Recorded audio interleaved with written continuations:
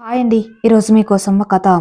కథలోకి వెళ్తే మేఘాల ఘర్షణ నాదాలు చెవులని మీటుతూ ఉండగా ఓరుగాలికి విరబూసుకున్న దయ్యంలా రోడ్డు పక్కన చెట్లు ఊగుతూ ఉన్నాయి. జోరు వానలో ఓ కారు బయలుదేరింది.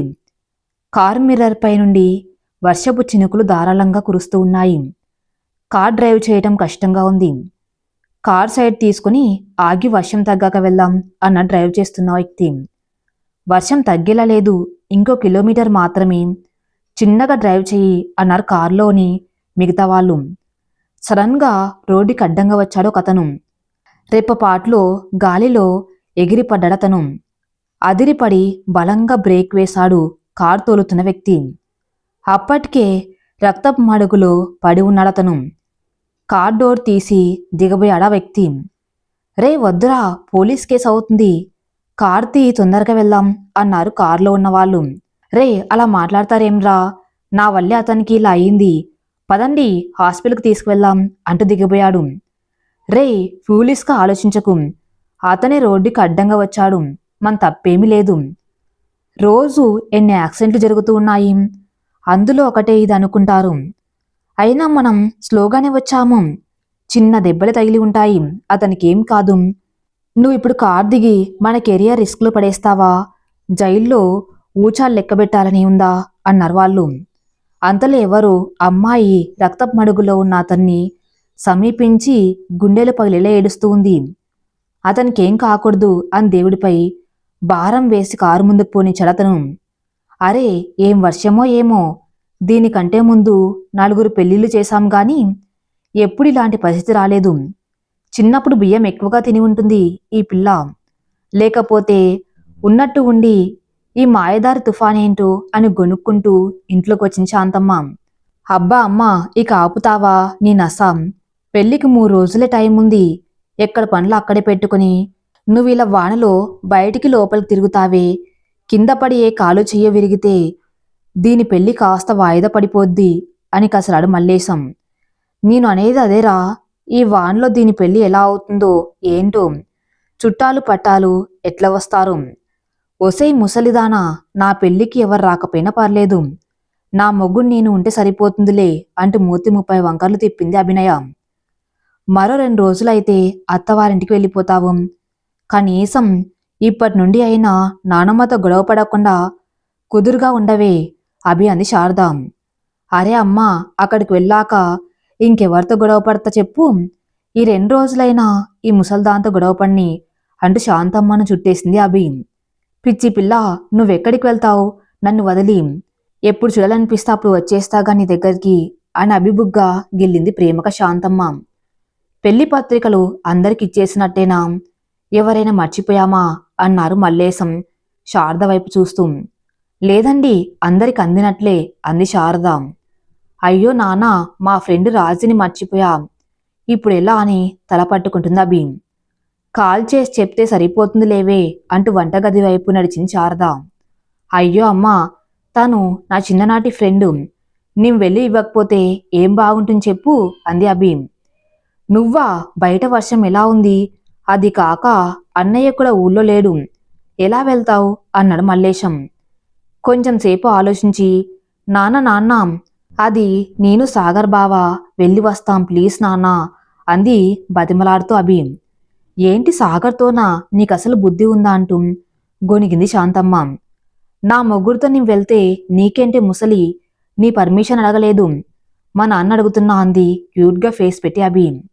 సరే బంగారం, జాగ్రత్త, రోడ్డు బాగుండదు, స్లోగా వెళ్ళండి అంటూ గ్రీన్ సిగ్నల్ ఇచ్చారు మల్లేశం. హిహిహి అంటూ శాంతమ్మని చూసి వేటకారంగా నవ్వింది అభి. ఏంటో ఈ కాలం పిల్లలు అనుకుంటూ వెళ్ళిపోయింది శాంతమ్మ. డెస్క్లో ఉన్న తన మొబైల్ తీసుకుని సాగర్కి కాల్ చేసి విషయం చెప్పి రమ్మని చెప్పింది అభి.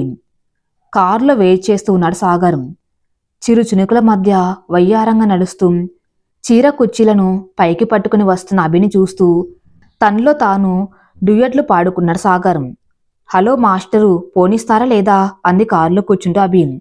హా అంటూ మొహం తిప్పేసి కార్ స్టార్ట్ చేశాడు సాగర్. తన ఫ్రెండ్కి కార్ ఇచ్చి వెనుతిరిగారిద్దరు. కొంత దూరం వచ్చేసరికి పట్ట పగలే చీకటి పడిందా అన్నట్లుగా నల్లని మేఘాలు ఆకాశాన్ని కప్పేశాయి. చల్లని గాలి కాస్త ఓరుగాలిగా మారిపోయింది. ఉరుములు మెరుపులు స్టార్ట్ అయ్యాయి. వర్షమూపు అందుకుంది. టపటపమంటూ చినుకులు ధ్వనిని రేకెత్తిస్తున్నాయి. పెద్దగా వీస్తున్న గాలికి చిన్న చిన్న కొమ్మలు విరిగిపడుతున్నాయి. ముందు ఏం వస్తుందో కూడా కనపడడం లేదు సాగర్కి. కారు ముందుకు వెళ్ళడం కష్టంగా తోచింది సాగర్కి. చేసేదేం లేక కారు పక్కకు ఆపాడు సాగర్. బావా ఇప్పుడు ఎలా, ఏం చేద్దామంటూ కంగారుగా అడిగింది అభి. అదే ఆలోచిస్తున్నా అంటూ చుట్టూ చూస్తూ పద అంటూ అభిని కారు దించి తన చేతిని పట్టుకొని తీసుకువెళ్తున్నాడు సాగర్. బావా ఎక్కడికంటూ అరుస్తూ సాగర్ని అనుసరించింది అభి. వర్షంలో ఆల్మోస్ట్ ఫుల్గా తడిచేశారిద్దరూ. ఉరుముల మెరుపులతో భయానకరంగా ఉంది వాతావరణం. తెలంగాణ పరిసరాల ప్రాంతాల్లో వర్షం ఊపందుకుంది. మరో 3-4 గంటల దాకా వర్షం తగ్గే సూచనలు లేవని వాతావరణ శాఖ తెలిపింది. మృత్యుకారులను సముద్రంలోకి వెళ్ళవద్దంటూ ప్రభుత్వం ఆదేశించింది అని ప్రసారమవుతున్న న్యూస్ చూస్తూ కంగారుగా సాగర్కి ఫోన్ చేశాడు మల్లేశం. కానీ సిగ్నల్ దొరకలేదు. కళ్ళు బైర్లు కమ్మేలా, చెవులు మారుమోగేలా వస్తున్న ఉరుముల ధ్వనికి అదిరిపడి సాగర్ను హత్తుకుంది అభి. అభి వెచ్చని ఊపిరి సాగర్ హృదయానికి తాగ్గానే తనను ఆవరించి ఉన్న మంచు పొర కరిగిపోయింది. ఆరాధనగా అభిముఖాన్ని చేతుల్లోకి తీసుకుని క్షణకాలం పాటు తన కళ్ళల్లోకి చూస్తూ ఉండిపోయాడు సాగర్. కొంతసేపటికి ఇబ్బందిగా ఫీల్ అయి వెనక్కి జరిగాడు సాగర్. సారీ బావా, భయం వేసింది అందుకే. ఇట్స్ ఓకే అన్నాడు చిన్నగా సాగర్. వాళ్ళ కొద్ది దూరంలో ఒక చిన్న పూరు గుడిసె ఒకటి కనిపించింది. ఇద్దరూ అటువైపుగా పరుగు తీశారు ఆశగా. కాన్ తలుపు తాళం కప్ప వాళ్ళను వెక్కరించింది. అబ్బా ఇప్పుడెలా బావా అంది పరకుగా అభి. తాళం పగలగొట్టి లోపలికి వెళ్ళడమే అన్నాడు పక్కన ఉన్న రాయి తీసుకొని. ఏమైనా ప్రాబ్లం అవుతుందేం బావా? ఏం కాదులే అంటూ 2 స్ట్రోక్స్ బలంగా తగలనివ్వగానే తాళం కప్ప తెరుచుకుంది. గడియ తీసి లోపలికి వెళ్ళారిద్దరూ. ఇల్లు చాలా విశాలంగా ఉంది కదా బావా అంది అభి. ఆ ప్రయత్నంగానే వెనక్కి తిరిగి చూశాడు సాగర్. ఓరుగాలికి కాస్త పక్కకు జరిగిన తన చీర సందులో నుంచి కనపడుతున్న సన్నని లేలేదనడం చూస్తూ స్థానువే నించుండిపోయాడు సాగర్. సాగర్ చూపులు మన్మథ బాణాలుగా మారి తన మదిని తొలుస్తున్నట్లుగా అనిపించింది. సిగ్గుతో పక్కకు తిరిగింది అభి. విరహం నిన్న కళ్ళతో దగ్గరగా చేరి అభిని తన వైపుగా లాక్కున్నాడు సాగర్. బావా వదులు వదులు అంటూ దూరంగా జరిగింది అభి. ఇంకా ముందుకు వస్తూ అభి పెదాలను ఆర్తిగా అందుకున్నాడు సాగర్. అతని చర్యకు అభి మనసులో అలజడి రేగింది. తమకంగా ఒకరిని ఒకరు అల్లుకొని తొలి ముద్దును ఆస్వాదిస్తున్నారిద్దరూ. ట్రింగ్ ట్రింగ్ అంటూ ఫోన్ మోగింది. ఆ సౌండ్కి ఒకరి నుంచి మరొకరు విడిపోయారు. హలో, మామయ్య చెప్పండి, ఎక్కడ ఉన్నారు? వర్షం తగ్గగానే వచ్చేయండి అని చెప్పి కాల్ కట్ చేశాడు మల్లేశం. కరక వలస రైల్వే స్టేషన్. వెదర్ చాలా కూల్గా ఉంది. వయ్యారంగా ఊగుతున్న చెట్లు, లయబద్ధంగా వీస్తున్న చల్లని గాలి, తరలిపోతూ ఉన్న మేఘాలు, కప్పల బెకబెక అరుపులు. వీటికి అనుగుణంగా తన కాస్త దూరంలో రేడియో నుంచి వస్తున్న పాట. వర్షం ముందుగా మబ్బుల ఘర్షణం, మనసున ముసిరేనే ఇది మరి ప్రణయమా ప్రళయమా అంటూ వస్తున్న సెగ మూవీలో సాంగ్స్ వింటున్నాడు ట్రైన్లో కిటికీ పక్కన కూర్చున్న అతను. ఇంతటి అందమైన ఆహ్లాదకరమైన వాతావరణాన్ని ఆస్వాదిస్తున్న అతడి చూపులు అప్రయత్నంగానే పక్కనున్న బెంచ్పై కూర్చున్న అమ్మాయిపై పడ్డాయి. గ్రే కలర్ చుడిదార్లో మొహానికి స్కార్ఫ్తో పసిడి వర్ణ మేలిఛాయలో బాపు గీసిన బొమ్మలా ఉంది ఆమె. ఆకాశంలో వస్తున్న మెరుపుల రిఫ్లెక్షన్ తనపై పడి మరింతగా మెరుస్తున్నామే. తన మొహం మాత్రం కనపడడం లేదు అతనికి. స్కార్ఫ్ ఉండడం వల్ల మరీ మరీ వంగి చూస్తున్నా కనపడడం లేదు. ఆమె కాళ్ళకు అందమైన పట్టీలు. తను కాలు కదిలిస్తూ ఉంటే పట్టీల నుంచి గల్గల్ మని వచ్చే శబ్దం అతల్లో కలవరాన్ని కలిగిస్తుంది. ఆమెను చూడాలి అన్న క్యూరియాసిటీతో తన ఫ్రెండ్స్ పిలుస్తున్నా వినకుండా ట్రైన్ దిగేశారు అతను. కానీ అతని ప్రయత్నం ఫలించలేదు. ఖాళీగా ఉంది ఆ బెంచ్. చా, ఇంతలో ఎటు వెళ్ళిపోయిందో ఈ పిల్ల అనుకుంటూ వెనుతిరిగే అంతలో ఆ బెంచ్పై రింగు ఒకటి కనిపించింది అతడి కళ్ళకి.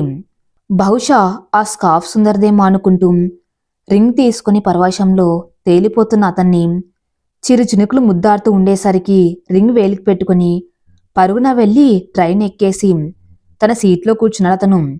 ట్రైన్ మెల్లిగా స్టార్ట్ అయింది. తన చూపులను ఆ బెంచ్ పై నుండి తిప్పుకోలేక చూస్తూ ఉన్నాడతను. ఆ స్కార్ఫ్ కట్టుకున్న అమ్మాయి పరుగున వచ్చి ఆ బెంచ్ని చేరింది. అతని కళ్ళల్లోకి 1000 వోల్ట్ వెలుగు వచ్చేరింది. అతడి కళ్ళలోకి వచ్చిన వెలుగును అంధకారంలోకి నెట్టేస్తూ కిటికీ క్లోజ్ అయింది. ఏంటి బాబు, జల్లు కొడుతూ ఉంటే ఏం చూస్తున్నావంటూ డోర్ క్లోజ్ చేసిన పెద్దాయన అడిగాడు. ఒళ్ళు మండిందతనికి. ఆయన చేసేదేం లేక మౌనం వహించి లోపల తిట్టుకున్నాడతను.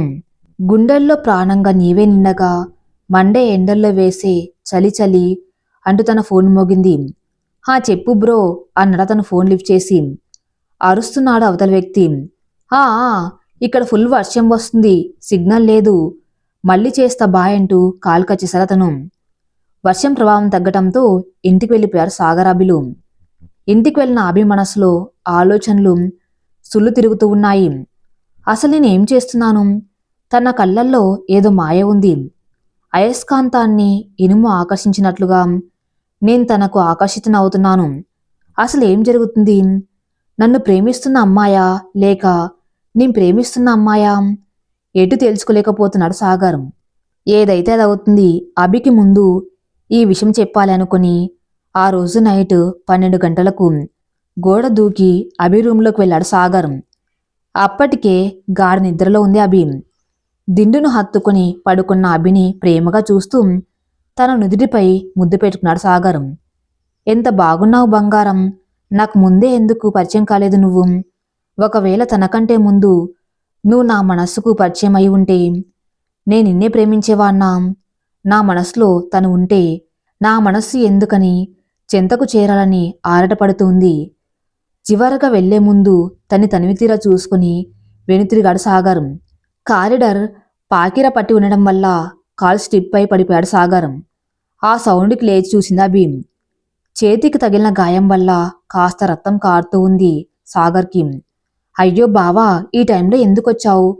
చూసుకొని రావచ్చుగా అంటూ సాగర్ చేతిని తన చేతిలోకి తీసుకుని రూంలోకి తీసుకువెళ్ళి బెడ్పై కూర్చోబెట్టి ఫస్ట్ ఎయిడ్ చేస్తూ ఎందుకొచ్చావు ఈ టైంలో, చూడు రక్తం ఎలా కారుతుందో అంటూ ఏవేవో మాట్లాడుతూ ఉంది అభి. తన మాటల్ని పట్టించుకోకుండా తన కళ్ళల్లోకి ప్రేమగా చూస్తూ ఉన్నాడు సాగర్. ఏమైంది బావా, ఎందుకలా చూస్తున్నావు?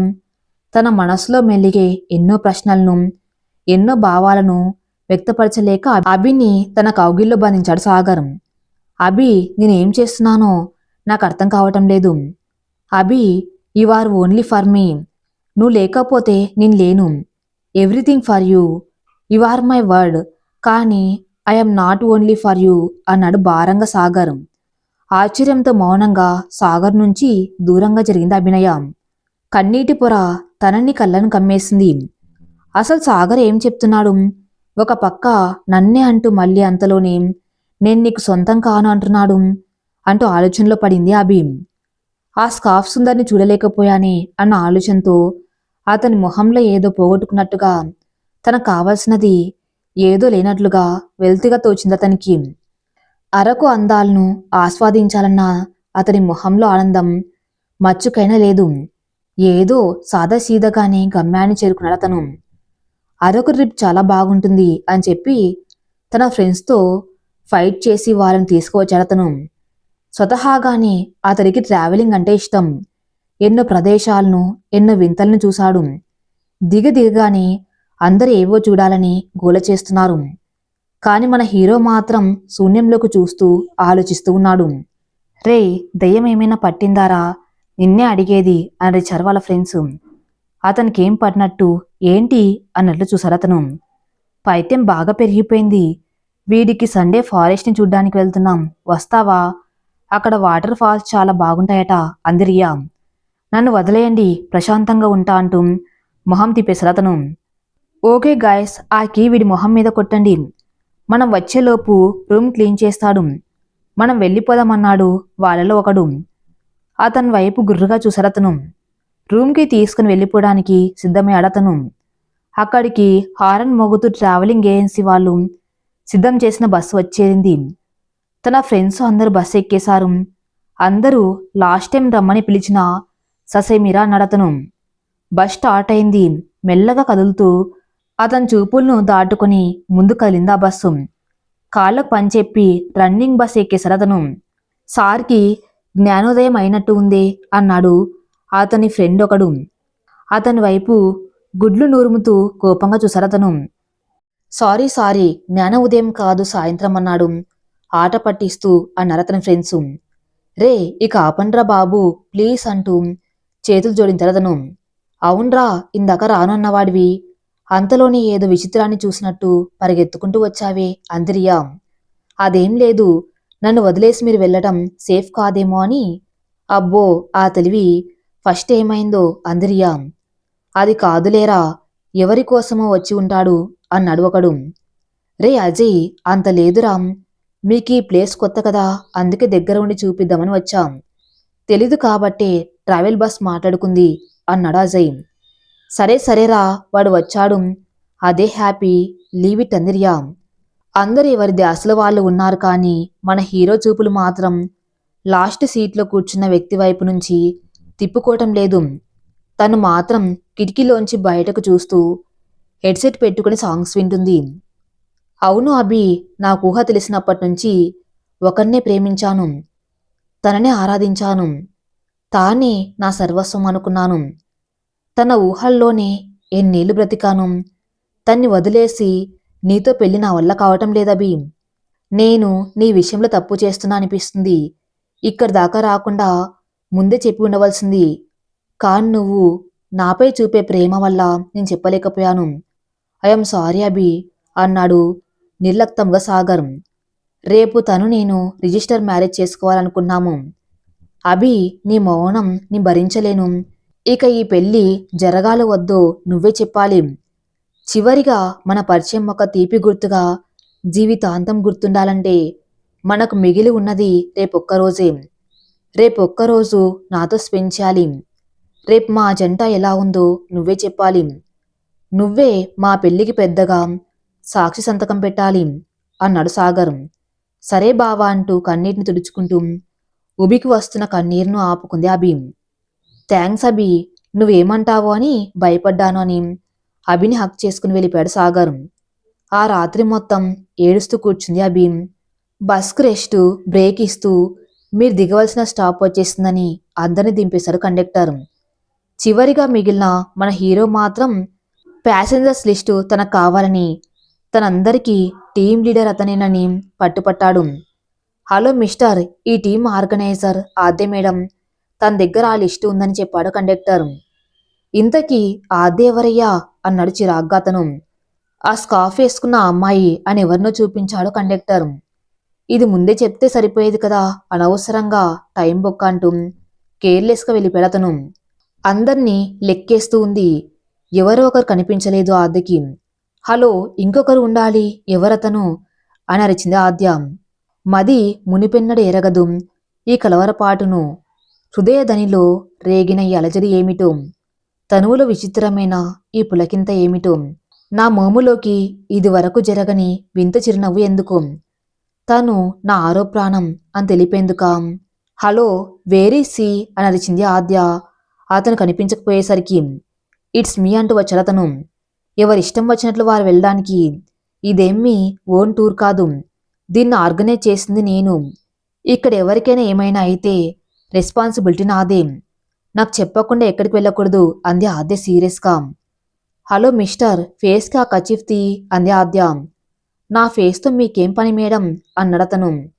ఎవరు ఉన్నారో ఎవరు పోయారో తెలియదు కదా అంది కోపంగా ఆద్య. అలా అయితే మీరు ఆ స్కార్ఫ్ తీయండి, మాకు తెలియాలి కదా అన్నాడు అతను అంతే కోపం నటిస్తూ. It's none of your business అంది కేర్లెస్గా ఆద్య. వీడు కొంచెం అతిగా చేస్తున్నాడేంటి అంద్రియ పక్కనే ఉన్న అజయ్తో. అతన్ని పక్కకు తీసుకువెళ్ళి ఏంటి బావా లవ్ అట్ ఫస్ట్ డేటా అన్నాడు అజయ్ కళ్ళెగరేస్తూ. అంటూ చిన్నగా నవ్వుతూ అన్నాడు అతను. ఓరిని ఫేస్ చూడకుండా లవ్ ఏంట్రా, తను అందంగా లేకపోతే అంది అక్కడికి వచ్చిన రియా. నోరియా తన ఏంజిల్లా ఉంటుంది, తన కళ్ళే చెబుతున్నాయి అన్నాడు గుండెలపై చెయ్యి వేసుకున్న అతడు. ఏడ్చి ఏడ్చి అభి మొహం ఎరిపెక్కింది. అభిని అలా చూసిన వాళ్ళ అమ్మ కంగారు పడుతూ, ఏంటి అభి, హెల్త్ ఏమైనా బాగోలేదా అంది అభి నుదుటిపై చెయ్యి వేసి. అదేం లేదమ్మా, బావ బయటికి వెళ్దామన్నాడు, నేను వెళ్తాను. ఓ అంతేనా, సరే జాగ్రత్తగా వెళ్ళండి, వర్షం పడుతుంది, కాస్త నవ్వుతూ ఉండు అంది శారద. కారులో బయలుదేరారు సాగర్ అభిలు. ఇద్దరి మధ్య మౌనం రాజ్యమేలసాగింది. కారు ఒక చోట ఆగింది. అదేంటి బావా, రిజిస్టర్ ఆఫీస్ అన్నావు, ఇక్కడ ఆపావే అంది ప్రశ్నార్థకంగా చూస్తూ అభి. తన దారిలో ఉంది, వస్తుంది అంటూ కార్ దిగి రోడ్డు పక్కన బెంచ్పై కూర్చున్నాడు.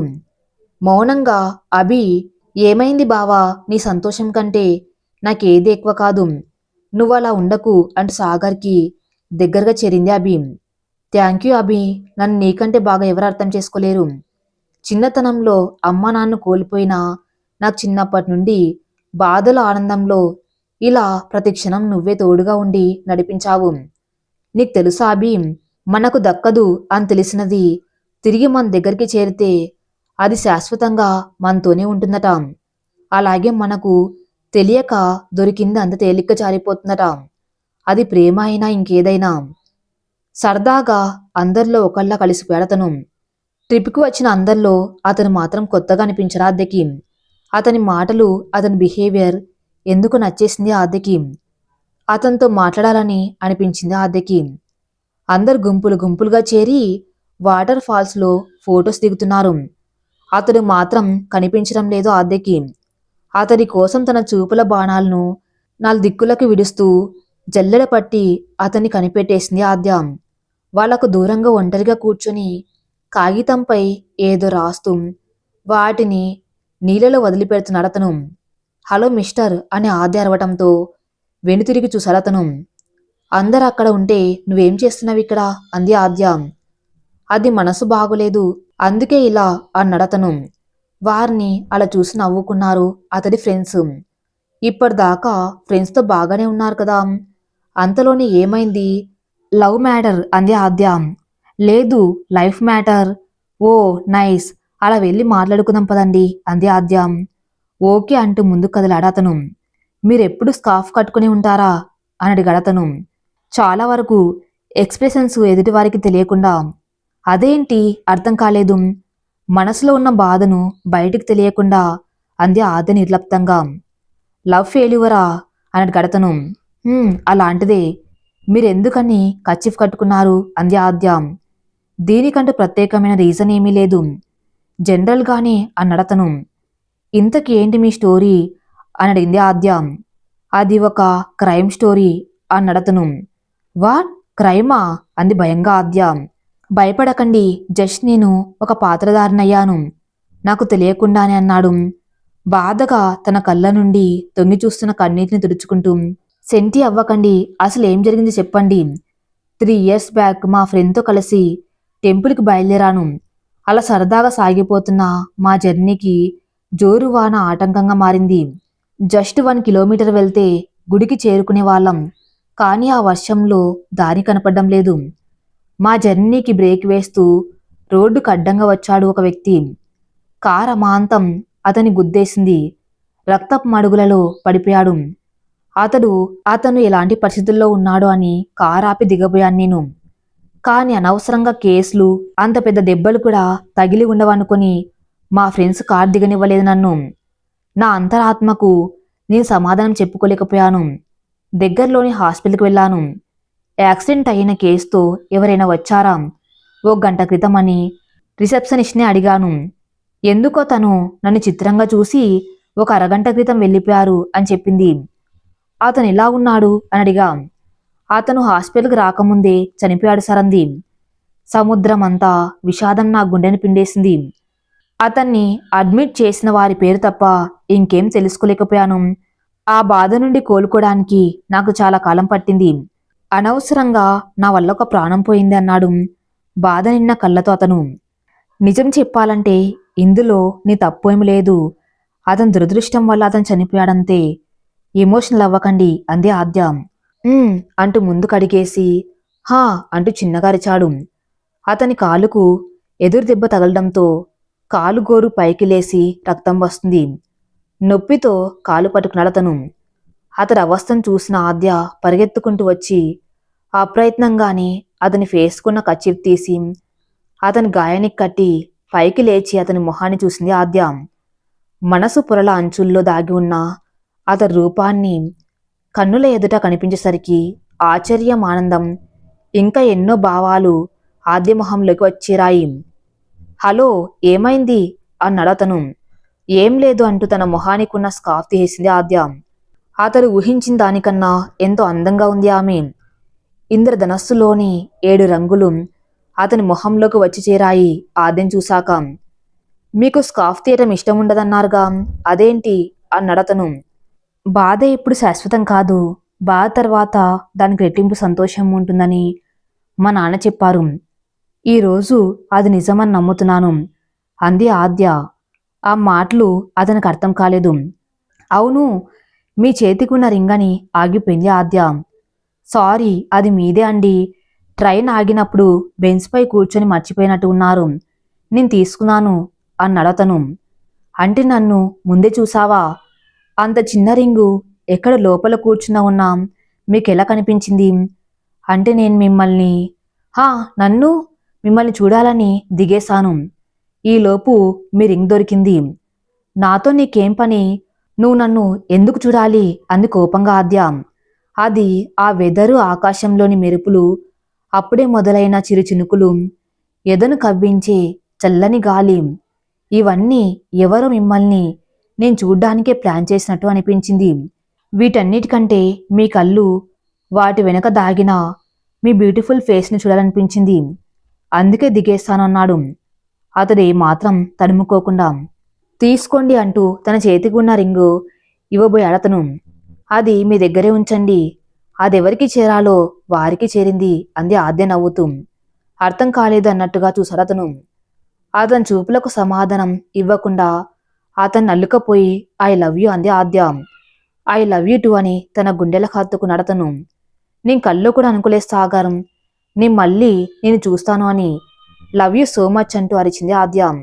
వాట్ అంటూ ఆద్య నుంచి దూరంగా జరిగాడతను.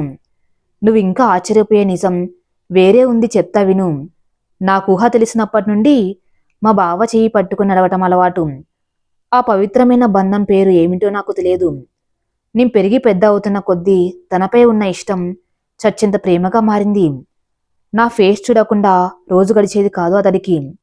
అతని లైఫ్లో జరిగిన ప్రతి విషయం నాతో షేర్ చేసుకునేవాడు. మా పెద్దవాళ్ళు మా ఇద్దరికి పెళ్లి చేయాలని నిశ్చయించుకున్నారు. ఇక నా ఆనందానికి అవధులు లేవు. తెల్లవారితే పెళ్ళనంగా అతను నాకు ఈ పెళ్లి ఇష్టం లేదు, వేరే అమ్మాయిని ప్రేమించాను అన్నాడు. ఎంతో ఏడ్చాను. అతను ప్రేమించిన అమ్మాయిని కలవటానికి వెళ్దామని ఒక చోటుకు తీసుకువెళ్ళాడు. ఎంతసేపటికి తను రాకపోవటంతో ఎంతసేపు బావా ఇంకా అన్నాను బోర్ కొట్టి. తను ఎప్పుడో వచ్చేసింది. ఎక్కడ ఉంది బావా?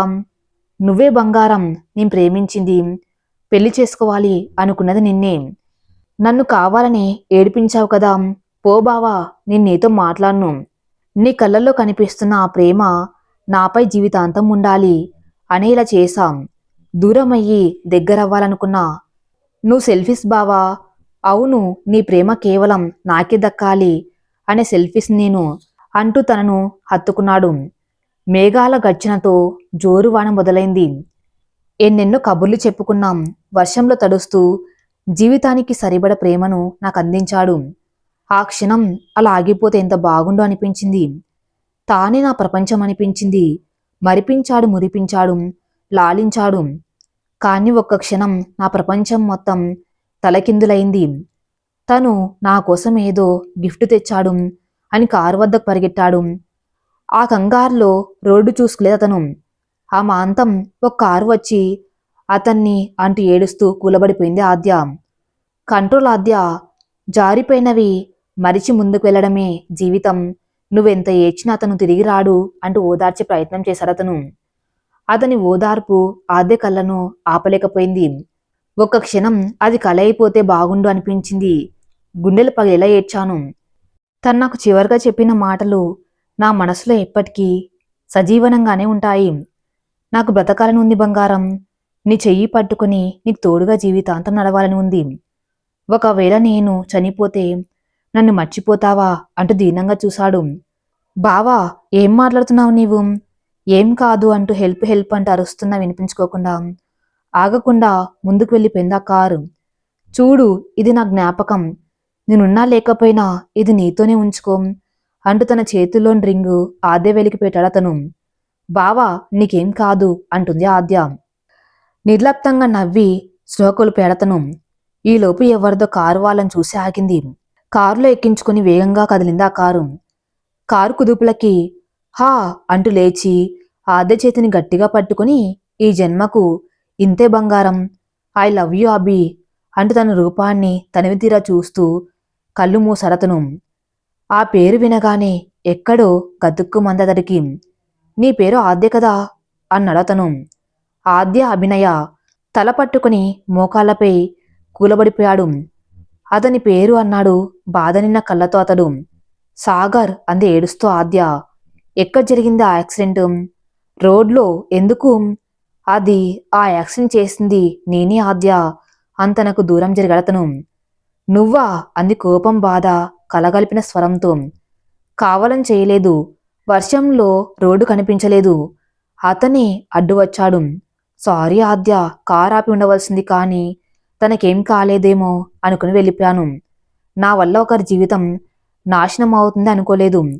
నువ్వు చాలా పెద్ద తప్పు చేశావు. నువ్వు కారు ఆపి ఉంటే నా సాగర్ బతికేవాడు అని ఏడుస్తూ వెనుతిరిగింది ఆద్య. ప్లీజ్ ఆద్య, నేను చెప్పేది విను అంటూ ఆద్య భుజంపై చేతులు వేసి ఆపాడు. నువ్వు నాకేం చెప్పవద్దు అని అతని చెయ్యి విసరగొట్టి, నువ్వు చంపింది కేవలం సాగర్ అనే వ్యక్తిని కాదు, నన్ను, నా ప్రేమని, అంతకుమించి నీలా ఉన్న నా సాగర్ని. నాలానా అంటూ ఆశ్చర్యపోయాడతను. అవును, ఎలా అనుకున్నావు నువ్వు? అసలు ఒక్క రోజులో నీ గురించి ఏం తెలియకుండా లవ్ చేశాను అని కేవలం ఈ నీ మొహం చూసే నేను నిన్ను ప్రేమించాం. అంతకుమించి ఏ రీజన్ లేదు. I hate you, leave me అంది కోపంగా ఆద్య. ఆద్య కావాలని చేయలేదు, పొరపాటున జరిగింది, ప్లీజ్ ఆద్య అంటూ అరుస్తూ తన వెనుకగా వస్తున్నాడు అతను. It's done and good bye అంటూ వెళ్ళిపోయింది ఆద్య. ఎవరి రూమ్కి వాళ్ళు చేరుకున్నారు. అతని మొహం కలతప్పటంతో ఏమైందిరా బావా అన్నాడు అజయ్. ఏం లేదురా, నీ వెళ్ళిపోతున్నాను అన్నాడతను. ఆద్యకు చెప్పావా? లేదురా, తను వినేలా లేదు అంటూ బ్యాగ్ సర్దుకున్నాడతను. అదేంట్రా, అందరం కలిసే వచ్చాము, కలిసే వెళ్తున్నామంటూ అందరూ వాళ్ళ వాళ్ళ సామాన్లు తీసుకుని స్టేషన్కి వెళ్లారు. అతడు వెళ్ళిపోవటం చూసిన ఆద్య డోర్ క్లోజ్ చేసి బెడ్పై పడుకొని ఏడుస్తుంది. ఒకరి పిలుపు ఆమె చెవిని తాకుతుంది. కళ్ళ నిండా నీళ్లు ఉండటంతో మసగ్గా కనిపిస్తాడతను. కళ్ళు తుడుచుకొని అతన్ని చూస్తూ ఉంది ఆద్య. ఎదురుగా సాగర్ చిదిల్ వాసంగా నవ్వుతూ, ఎందుకు అభి ఏడుస్తున్నావు? నా కోసమా, లేక నా వల్ల తను దూరం అవుతున్నాడు అన్న బాధ? బయట వాళ్ళ ఆలోచించినప్పుడు అది అతను తప్పు లేదన్నావు, కానీ ఆ ప్లేస్లో నువ్వు ఉండవలసినప్పుడు అది సర్దిద్దుకోలేని తప్పు అయిందా? మీ ఇద్దరి మధ్య ఉన్న బాండింగ్ ఈ మొహం ఒకటేనా? కాదు, అభి అతని మొహం చూడకుండానే నువ్వు తనకు దగ్గరయ్యావు. అతని ముసుగు వెనక ఉంది నేను అని తెలిసి అతన్ని ఇంకా ఆదరించావు. నీకు తెలియని నిజం ఏంటో తెలుసా అభి? నీ మనసులో నేను లేను. నీకు ఆశ్చర్యంగా ఉన్నా అది నిజం. అతని మొహాన్ని నువ్వు చూసినప్పుడే నీలో ఉన్న నేను మాయమయ్యి ఇదిగో ఇలా వచ్చాను. ఇప్పుడు నీ మనసులో అతనే ఉన్నాడు. వెళ్ళు అభి. చిత్రంగా అతని పూర్తి పేరు కూడా తెలుసుకోవాలనుకోలేదు నువ్వెందుకంటే నీలోనే అతను ఉంటే అతని పేరుతో పనేముంది చెప్పు. వెళ్ళు అభి అంటూ నవ్వుతూ మాయమయ్యాడు సాగర్. మరో నిమిషం కూడా ఉండబట్టుకోలేక ఆటో ఎక్కి స్టేషన్కి వెళ్ళింది అభి. అతడి చేతికి ఉన్న అభి రింగ్ చూస్తూ కూర్చున్నాడు అతను. ఆ మాంతం అతన్ని చేరింది అభి. ఏదో కోపంలో అంటే, నిజంగానే నన్ను వదిలి వెళ్ళిపోతావా అంటూ అతన్ని చుట్టేసి I love you so much అంది అతని నుదుటి మీద ముద్దు పెట్టుకుని. అయినా అర్థమయ్యేలా చెప్తే వినేదాన్ని కదా, మరీ అంత గయ్యాల్లా కనిపించానా? ముష్టివాడు అడుక్కున్నట్లు అన్నిసార్లు సారి చెప్పాకదే రాక్షసి అంటూ తను హత్తుకున్నాడతను. ఇంతకీ నీ పేరేంటి అని అడిగింది అభి తన కౌగిల్లో బందీగా ఉండి. నా పేరు కూడా తెలియదా? తెలియదు అంది కళ్ళు పెద్దవి చేసి. నా పేరు వరుణ్, వరుణాకాష్. నువ్వు సర్వస్వం అనుకున్నది కలలా మారి కళ్ళ ముందు చెరిగిపోయినప్పుడు వాస్తవాన్ని కలయిపోకుండా చూసుకోవాల్సిన బాధ్యత నీదే. స్టోరీ ఎలా ఉందో మీ అమూల్యమైన సలహాలు, సూచనలను కామెంట్ చేయండి. ఈ కథ ఇంతటితో సమాప్తం. మరిన్ని మంచి స్టోరీస్ కోసం నా ఛానల్ని ఫాలో అవుతూ ఉండండి. Thank you for listening.